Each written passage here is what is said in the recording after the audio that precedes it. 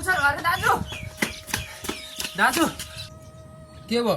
Mayor र ठेकदार मिलेर खोलामा भ्याकु हालेर खन्दै लाँदैछन्। के रे? खोला गइरहेर यहाँ कुलो उठाउनु कति गाह्रो परिरहेछ।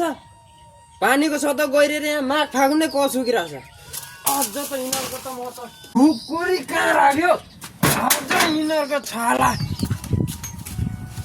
लौ न आज बुढाले ककला काट्नु पर्यो। A few moments later.